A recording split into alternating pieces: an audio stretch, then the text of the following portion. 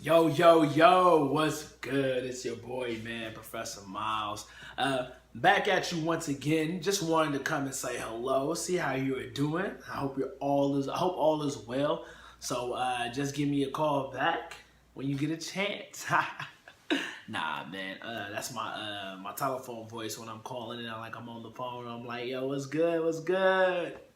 But no, for real, man. I wanted to come and talk to y'all, and just look back at some of the things that we've talked about before in some of my earlier videos. I'm here basically to help you transition from college to real life. I think that you can start this transition before you even get to college, and it's really important for you to understand what's going to make you successful in college, but then also I want you to understand what's going to take you from success in college into real life, because some things that will work for college won't work for real life, and some things that will work for college will work for real life. So let's focus there. Let's focus on what works well for you in college and what will work well for you in real life.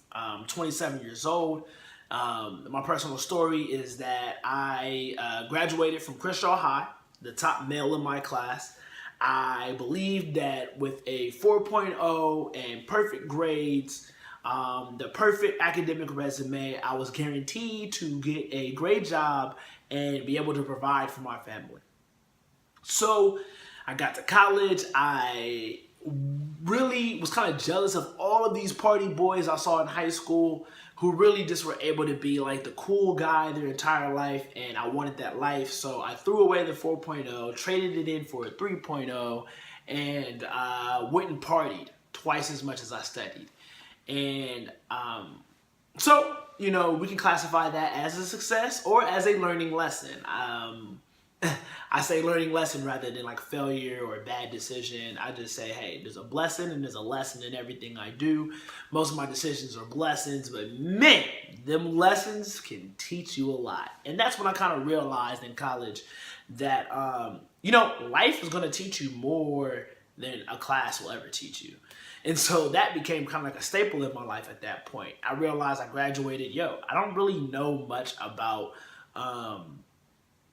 what to do in real life. So let me go back to school, because all I know is school. And I went on to get my master's in higher education because I wanted to know how we were taught to think. I recognize school doesn't teach you everything. They choose what they want to teach you. It's a very small portion of all the knowledge in the world. And I wanted to know and figure out, how do they decide what they're going to teach us out of all the things that are available in the world, and why do they decide to teach us this way versus teaching us that way, or this way, or that way, or this way, that way, Macy, gray, raindrops. And I realized that, you know what? They teach us what they want us to know. So if I want to learn something, I have to teach myself what I want to know. And that's something that I'm working on now, is like really teaching myself what I want to know.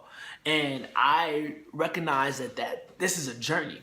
And this is a journey of self-education. And that's when I came to the decision that self-education is greater than higher education. And it's important that we understand what we learn from life will really help us maximize our life way more, at a greater level than whatever we learned in college.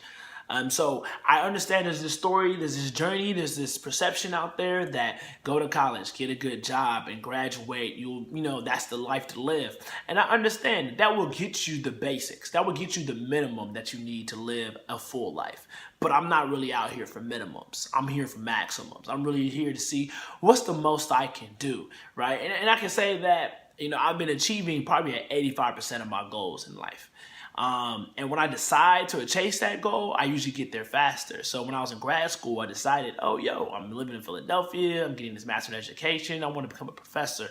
So I applied to get my PhD from 7 different universities like NYU, Harvard, University of Washington. I shoot for the stars, and I usually get a star. And this was one of the first times I got rejected from every school I applied to. I'm not gonna lie, Harvard been rejecting me since I could apply for anything and everything. USC's been rejecting me since the day I've been able to apply for anything. Upward Bound, no. Took my sisters though, older and younger sister, Miles, no. Same thing for college, grad school. I got on the wait list for grad school, so that wasn't too bad, but decided to go to University of Pennsylvania, an Ivy League institution ranked way higher anyways. And that was really the only grad school I got into. So I tell my professor I want to be a professor. He's like, I don't really think you can become a professor. I don't think that's really going to be your lane. Got rejected from 7 schools where I can get my PhD. I believed at that time that I had to get a PhD in order to become a professor, right? They even teach part-time. They just have any space in a classroom. And someone told me, yo, you could teach at a community college. And I was like, yo, that'd be dope. All you need is a master's. And so I got that master's, graduated, I was 22, so ahead of my time. For me, I'm just like, yo, I'm just making more time because I don't know what to do with my time in real life. I don't know. I didn't self-educate to the maximum. I was self-educating, but it wasn't intentional yet.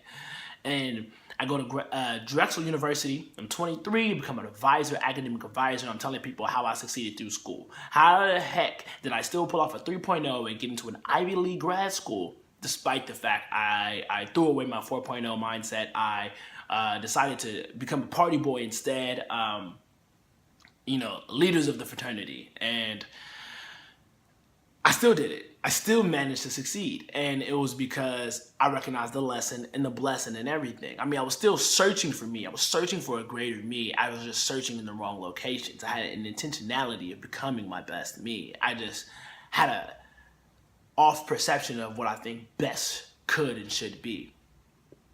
So I said, I still want to be a professor. I'm working in higher education. I'm just going to take this journey, take this route, maybe work a little bit and then see what happens, see where I want to go, see who I want to be. And it was great. I got an opportunity to actually teach one class. I got an opportunity to teach one class. I'm working with 2 other teachers, 2 other advisors. We're teaching this class on homelessness and humanity. Something that is near and dear to my heart because I had family members who have been homeless and I understood the pain that it could bring. I had friends who were homeless and I understood the pain it could bring, but I also understood the positivity and prosperity that overcoming that type of challenge could be. And if I could help in that way, I would love to. I didn't have the opportunity to provide someone with housing. I had a friend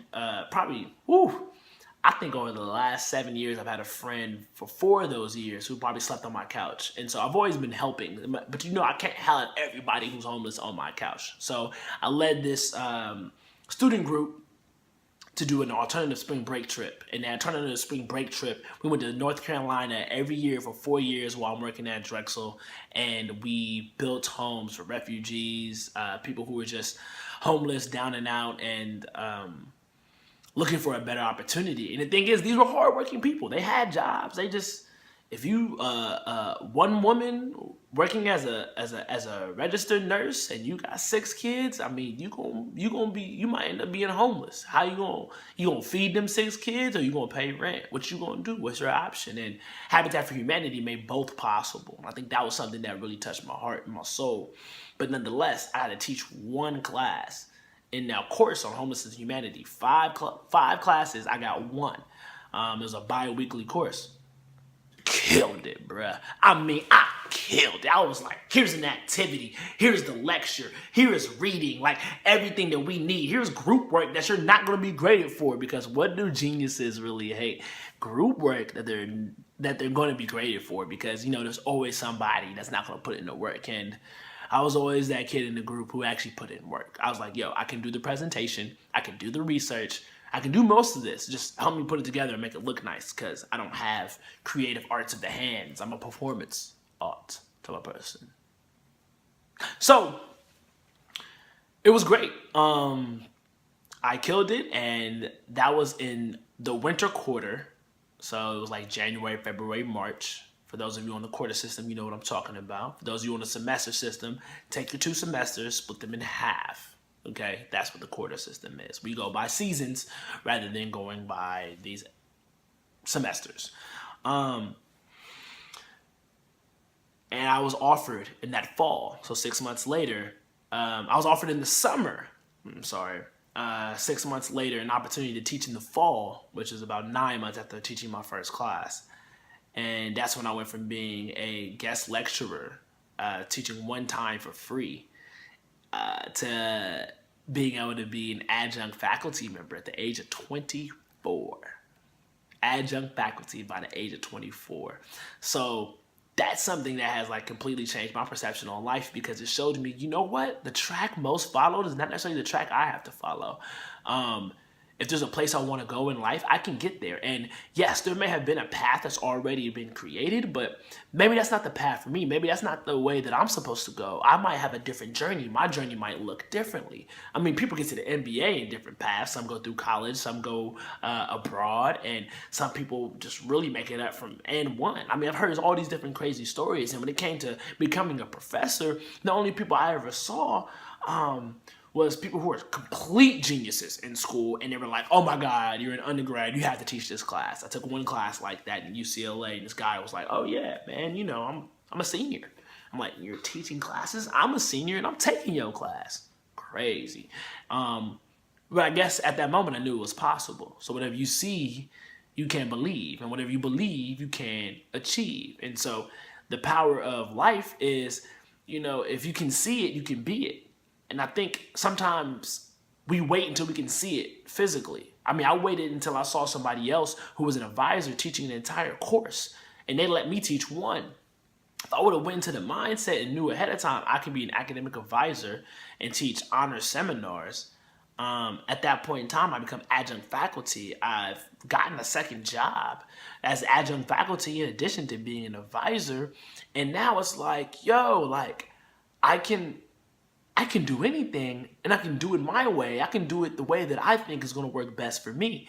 When you get rejected from 7 PhD programs and your professor tells you, I don't think you should be a professor, and a year later you do it anyways, I mean, really impossible becomes I'm possible. And that's something that's great for me. I mean, a kid born in East Oakland who just like mom, like lived in Oakland and just wanted me to stay out of trouble and try to keep me engaged, single mom, and then had to send me to my dad's house in LA. And my dad's like, yo, I don't play that. And, you know, forced me into excellence. And I found myself at Crenshaw High becoming a high achiever, even though like it's South Central and they just don't expect people who are African American males to succeed.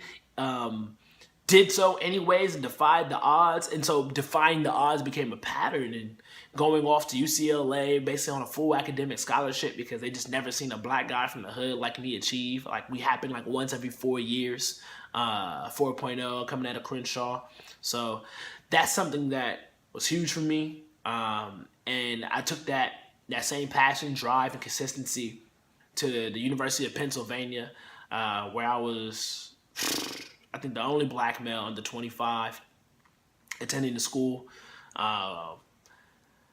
And that's huge, because if you're constantly not in your cultural space and you're expected to achieve, like that's a challenge. So that's why America is so unique, because you have all these immigrants who come from all these different places who are forced to succeed in a place where home is completely the opposite of what you're experiencing in school.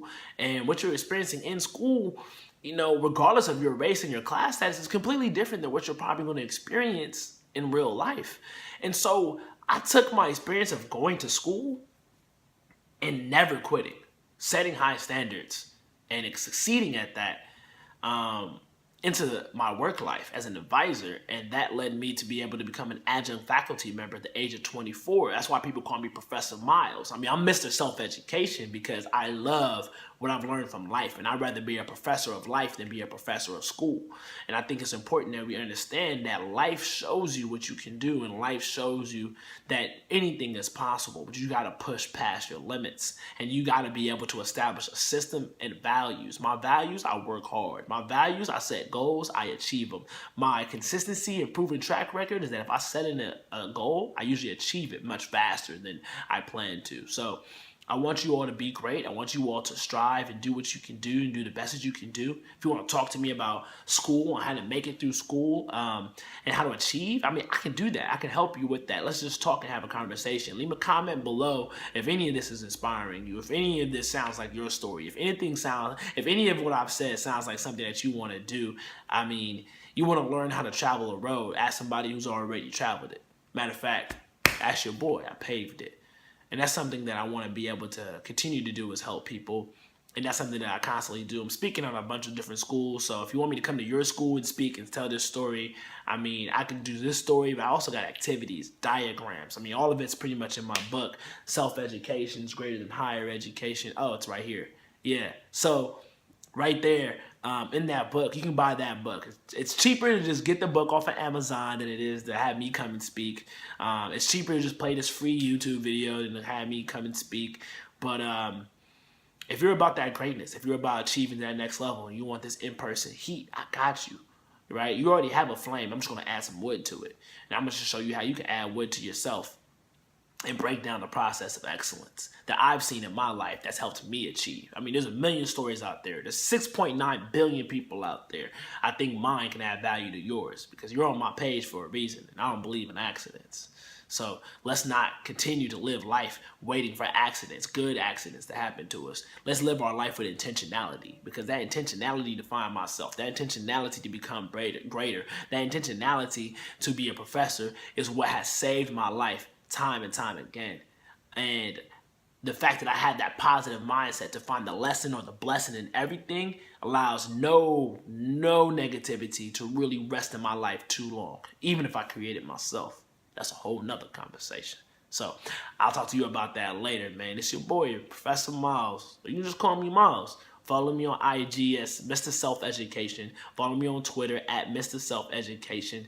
And let's talk about your self-education, because that's greater than your higher education. And if you're willing to pay $100,000 a year to go to college, I think I could teach you something about yourself for a cheaper price. All right, peace. And Afro Grease.